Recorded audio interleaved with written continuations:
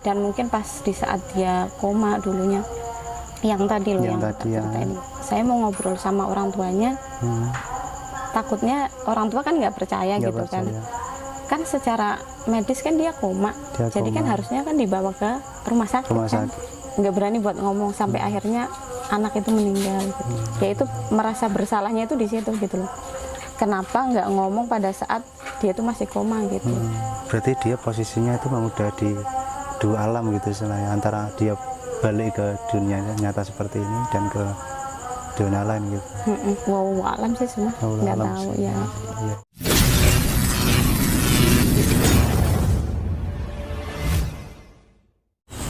Oke, jadi selain Mbak Suci ini merupakan seorang yang punya kelebihan yang seperti yang dikatakan tadi, tapi di satu sisi lain yang mungkin paling menarik juga, Mbak Suci ini adalah seorang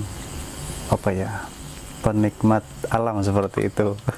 Bisa dikatakan lain itu merupakan seorang pendaki gitu, pendaki dari Batang.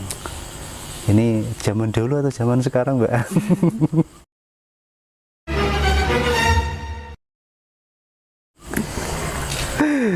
Pendaki zaman dahulu. Zaman dahulu, pendaki zaman dahulu. Tapi sekarang juga masih mencintai dunia itu kan, seperti itu. Nah, yang mungkin menggelitik dari penasaran saya, gimana sih cerita rasanya mendaki waktu itu dengan kondisi yang Mbak yang ini loh, kelebihan kamu yang seperti itu gitu loh. Alhamdulillah sih senang ya? Senang, tapi sensasinya itu kadang kayak beda gitu loh. Beda. Tetap punya sensasi sendiri. Bedanya gitu. Gimana gitu, biasa diceritakan kan? Ya sensasinya ketika kalau misal kita hanya di dunia gitu hanya bisa lihat manusia antar manusia. Ya, antar manusia. Kita pas di gunung, misal di gunung ini ya kan ceritanya di gunung. Di gunung itu kayak misal ada pedagang, ada nenek-nenek tua, ada anak kecil. Banyak hal yang ditemui lah gitu dari generasi-generasi apapun. Jadi kalau misal pas ke Lawu itu tuh kayak ada kayak abdi kerajaan sama orang yang ini nyari rumput gitu loh. Nyari pakaiannya. Rumput. Oh, pakaiannya. Iya, pas ke Lawu pas kita habis pos 4 atau pas ada makamnya itu loh. Ya, ada makamnya. Pas di makam. Lah terus itu yang pas yang nyari rumput itu tiba-tiba nyamperin dan bilang bahwa menceritakan bahwa saya itu emang pencari rumput, petaninya lah gitu, petaninya di Lawu gitu. Oh, Lawu. Ini kalau berbicara tentang soal Gunung Lawu, itu antara saya pribadi dengan Mbak Suci itu punya pengalaman yang menurut saya berkesan juga gitu loh. Meskipun pada hakikatnya semua gunung itu pasti punya kesan masing-masing gitu loh. Tapi pernah kita rasakan bareng-bareng di Gunung Lawu seperti itu. Iya, karena itu... kita dakinya berdua.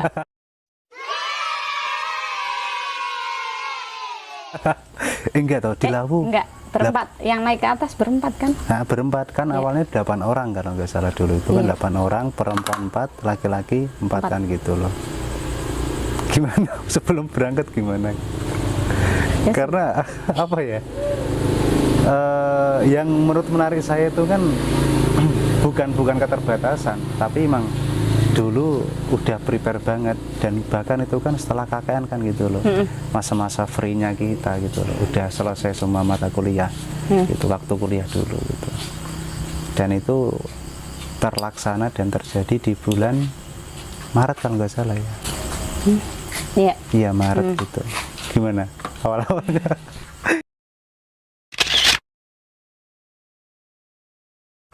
Itu kan masalahnya pendaki kere sih ya, pada saat itu pas-pasan itu kan seperti itu, hanya seadanya. Jadi kayak nesting center, peralatan SP, ya semuanya gitu, itu masih nyewa perlengkapan itu masih nyewa gitu. Dan lebih ngenesnya lagi kayak sepatu itu nggak ada yang punya sepatu kecuali mungkin pinjam asli gosok gitu. Itu kayaknya kayak gitu Om ya. Iya emang sih. Tapi yang ini loh, itu waktu dulu di Lawu kan emang apa ya, saya itunya itu kan apa gini loh, jadi itu bukan mengatasi keterbatasan teman-teman, cuma yang waktu dulu itu setelah saya observasi panjang di Lawu itu kan mungkin apa ya, termasuk gunung yang emang apa ya, salah satu tua di Jawa Timur, Jawa Timur ya, Jawa Tengah juga gitu loh, di Jawa lah istilahnya seperti itu. Bahkan dulu ketika di Lawu sempat kita melakukan puasa gitu loh selama 7 hari. Kita atau siapa tuh?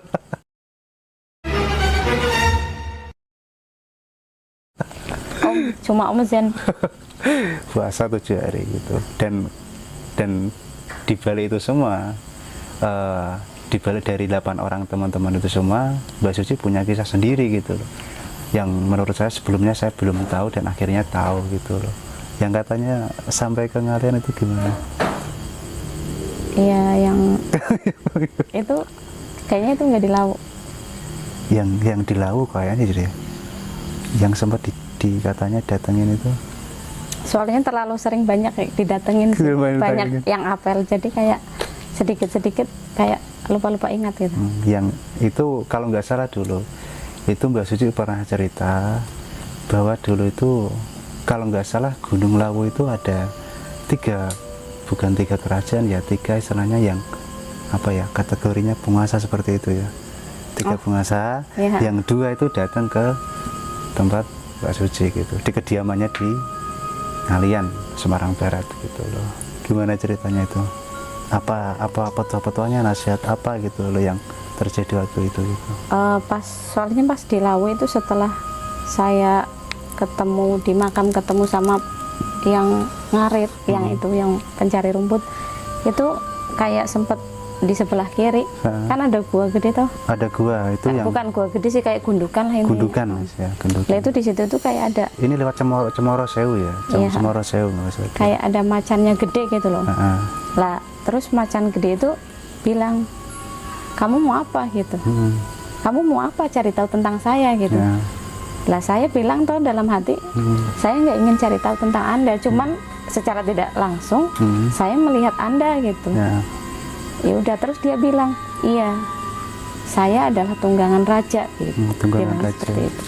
Dan itu yang bukan rajanya, kayak misal abdi dalam sama aja abdi dalam. Ya, Sabdo Palono Yo Genggong mungkin ya istilahnya kalau di situ. Itu tuh yang menceritain ke saya, nyeritain bahwa emang di situ itu kayak kerajaan tua gitu, di Lawu khususnya. Dan itu kayak ada kaitannya juga sama raja-raja pada saat kejayaan. Ya kurang lebihnya seperti itu sih. Tapi yang termasuk artinya kan itu memberikan nasihat atau enggak gitu loh, atau mungkin saran atau gimana gitu. Kalau di Lawu kayaknya sedikit sih, kalau sedikit kayak, cuman memang mereka berdua toh yang memang kayak ngasih, mungkin kamu harus menjadi pribadi yang lebih baik gitu kan. Dan niatnya harus ditata lagi gitu kan ke situ. Iya, niat kita buat mendaki itu apa gitu kan. Ya. Bismillahnya kita ke sana itu mau apa gitu. Ya kalau misal yang di Lawu sih kayaknya ya bismillahnya ditata kembali, mau dimanapun kamu mendaki ya itu jagalah sikap, jaga gitu. Sikap, jaga etika ya. Nggak boleh itu ketika apa ya, dan menurut saya juga kalau kita mendaki itu kan nggak boleh ada kata-kata ingin apa ya, ingin melampaui, ingin apa ya, menaklukkan gitu. Iya, itu jadi yang memang perlu digarisbawahi gitu. Harus digarisbawahi buat teman-teman yang di luar sana gitu. Kita datang ke tempat orang lain, entah itu apa, dan termasuk gunung juga, niat kita harus menghormati dan silaturahmi ke sana dan bertamu, istilahnya seperti itu gitu. Tidak harus di gunung dan tidak harus di dunia mereka. Ternyata di kita pun manusia itu emang harus diajarkan kayak janganlah gitu kita buat sombong gitu kan. Takabur seperti itu. Makanya buat ya sedikit-sedikit, susah-susah gampang lah gitu. Itu ya di Lawu ya. Ya itu di Lawu. Kalau pengalamannya yang di Lawu apa ada orang meninggal itu gimana? Oh iya. Menurut saya apa ya? Itu Nilai kayak plus juga itu loh. plus dari itu di sini tuh sempat kayak bikin stres gitu loh. Bayangin ya, kita ndaki berdelapan toh, 8 orang. Terus kita sampai istirahat di pos? Iya, kita sampai base camp itu kalau nggak salah setengah 8 habis sisa kalau nggak salah. Kita mendaki itu mulai jam setengah 9 kalau nggak salah. Ya habis itu kan kita sempat kayak paruan. Nah, paruan tim kan. Iya. Kita ngecamp di pos 3. Iya, kita ngecamp di pos 3. Terus yang daki ke atas itu kan itu 4 orang. Yang di tenda 4. Tenda 4. Iyalah, terus yang salah satunya yang naik ke atas itu kita. Gitu. Kayak gitu. Yang dua cewek, dua cowok dulu itu. Dan sampai atas itu dikasih tahu bahwa ada jalur sebelah itu ada yang meninggal gitu kan dulu waktu itu. Jadi kita pas daki ke atas itu sebenarnya belum tahu Om. Belum tahu sampai puncak kan itu. Kita sampai puncak apa? Argodumila deh. Iya. Argodumila. Ya, kita sampai puncak Argodumila. Tet siang-siang ya Om. Kalau jamnya lupa sih jam berapa. Cuman siang-siang tiba-tiba habis foto-foto Om ya. Habis foto-foto cengengesan nggak jelas. Duduk minum-minum tiba-tiba ada yang datang. Ngasih tahu. Iya, ngasih tahu kalau misal di bawah ada yang meninggal gitu Om. Dan meninggalnya itu kayak gantung diri Om ya. Nggak bawa peralatan apa-apa ya. Dan bahkan dulu itu setelah kita sampai pos 3 itu kan kondisi udah peteng ya, udah malam gitulah. Habis maghrib atau apa dengan kondisi curah hujan yang mungkin lebat juga kan waktu itu gitu.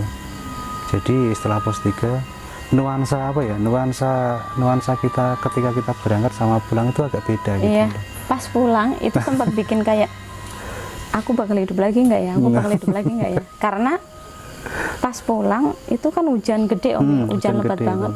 Terus maaf senter itu kita nggak bisa, udah nggak bisa iya, apa ya, kerang bisa. lah, redup istilahnya kan dulu itu. Iya, bahkan nyantarin semut pun mungkin nggak bisa Om. Iya, jadi penuh dengan kabut. Udah kan habis itu kayak ada yang manggil gitu kan. Zen gitu. Iya, tiba-tiba kan gitu. Nah terus, oh itu udah ada temennya Om. Sebentar lagi kita sampai pos 3 gitu. Ternyata kita jalan lagi 15 menit nggak nyampe pos 3 ternyata. Terus pas kita lagi kan, kita kayak diam dulu Om, diam dulu istirahat gitu.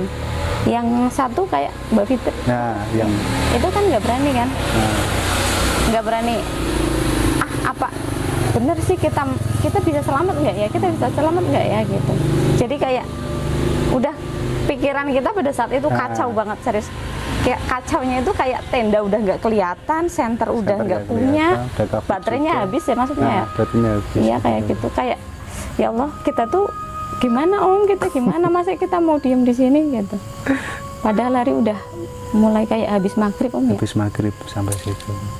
Terus itu kan dari tim base camp itu kan datang ke pos 3 memberitahu kita semua bahwa untuk pendakian di Gunung Lawu diberhentikan sampai sini gitu loh. Nggak boleh muncak kan gitu. Karena emang ada insiden orang meninggal gitu loh. Dan ketika cuaca kita juga sih Om, cuaca juga yang mungkin agak curah hujan yang lebat juga gitu loh. Bahkan ketika kita pulang sampai base camp kan kita terpecah juga kan kedua itu. Kepecah. Jadi sampai pos berapa itu?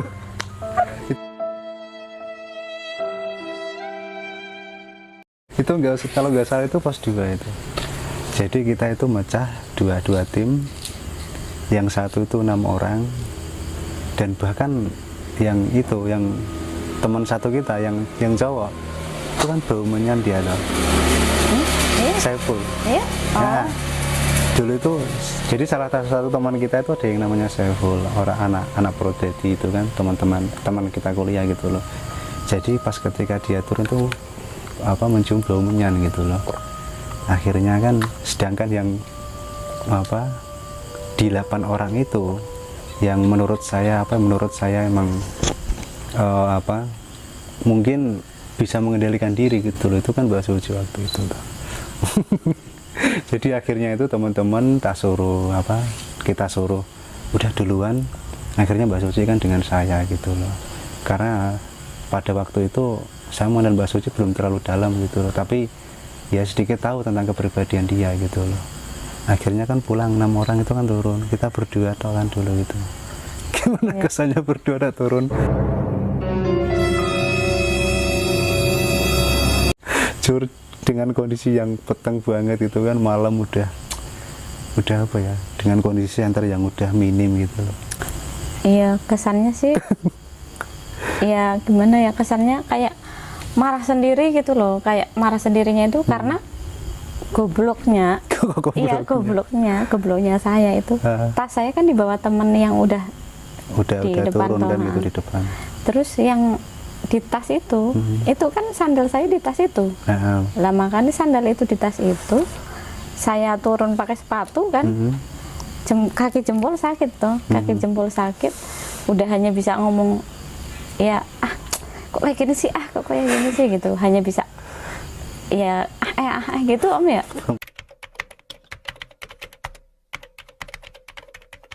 Habis itu ya amarah itu tak luapin ke Om Zen sih. Kamu itu Om ya, kamu itu gini, kamu itu gini. Ya udah mau tak gendong nggak gitu, nggak usah. Akhirnya kita berantem sampai akhirnya saya nyeker Om, nyeker sampai bawah. Ya udah sampai bawah, akhirnya ya namanya kita mungkin ya itu akhirnya kita baikan sendiri gitu. Ya gitu. Tapi emang yang terpenting di di sebuah tim pendakian itu kita harus kompak gitu loh, menjaga satu sama lain gitu loh. Meskipun nanti pas berangkat dan pulangnya ada banyak hal-hal yang mungkin kurang mengenakan di antara kita, tapi setelah kita pulang kita baikan semua gitu loh. Itu yang mungkin harus diterapkan sama-sama teman-teman dan tim ketika kita mendaki seperti itu. Bahkan kita sampai base camp itu kalau nggak salah jam berapa ya, 1:30 malam gitu. Iya, jam 2 malam atau jam 1:30 malam. Dan itu kita estimasi 3 hari kalau nggak salah dulu sih. Iya, 3 hari. Harusnya kan 2 hari dulu itu, cuma kita agak molor gitu loh. Jadi akhirnya kita 3 hari gitu. Dan sampai bawah keesokannya kita istirahat di base camp, banyak banget kan tim-tim Basarnas, terus kayak TNI gitu. Nah, TNI, polisi juga banyak. Udah pokoknya ngumpul di situ semua karena proses evakuasi. Wartawan juga pada saat itu Om. Wartawan juga banyak pada saat itu. Jadi itu menurut saya memang pendakian yang di luar dari dugaan kita gitu loh. Soalnya karena ada ya itu tadi orang meninggal. Orang meninggal gitu. Jadi kita sampai bawah udah ramai, dan berarti posisi orang meninggalnya itu berapa hari di sana berarti? 2 malam berarti. 2 malam baru dievakuasi. Enggak, dia berangkat malam lewat jalur tikus toh katanya. Jalur tikus katanya. Ya, lewat jalur tikus, terus dia kayak berhenti di gubuk-gubuk itu Om. Berhenti di gubuk-gubuk, ternyata dia hanya bawa sarung. Bawa sarung? Iya, hanya bawa sarung untuk sarung itu yang kayaknya buat ya itu. Buat gantung dirinya. Tapi yang mungkin penasaran dari saya juga sampai saat ini motifnya gitu loh. Mungkin stres atau mungkin iya. Ya gimana ya, kalau orang pengen mengakhiri hidup mungkin ya karena memang dia kayak udah nggak punya pilihan lain atau pilihan lain gitu. Iya juga sih, dan itu mungkin yang jadi pertanyaan saat ini gitu. Tapi dalam hal yang seperti itu juga kita dibalik lagi gitu loh, kita ambil positifnya, ambil hikmahnya, jangan sampai menjustis kayak gini gitu loh. Ya pasti ada hikmah sendiri kan dibalik itu semua. Itu pengalaman kita juga termasuk di salah satu gunung yang namanya Lawu seperti itu. Dan tepatnya kita nanjak lewat Cemara Sewu, Jawa Timur, Sumbing. Iya. Itu kesannya gimana maksudnya itu? Hal apa yang mungkin dialami? Gunung Sumbing sama Gunung Sindoro itu ternyata kayak saudara gitu loh Om. Tiba-tiba datang kayak nenek gitu, seorang nenek bilang bahwa kamu harus bisa, coba deh kamu kayak pakai hati gitu naiknya, nggak pakai logika kamu aja gitu, tak coba naik lagi ke atas. Ternyata pas naik itu kayak lebih ringan gitu loh langkah kakinya itu. Lah pas sampai di atas itu kayak ada sosok laki-laki gitu loh. Sosok laki-laki, tapi usia Ya sama sebenarnya ya? gitu.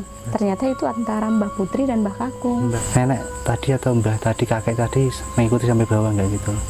Iya, terakhir mengikuti sih sampai pos Yang 3 ada sampun gendok gitu sampai sini gitu.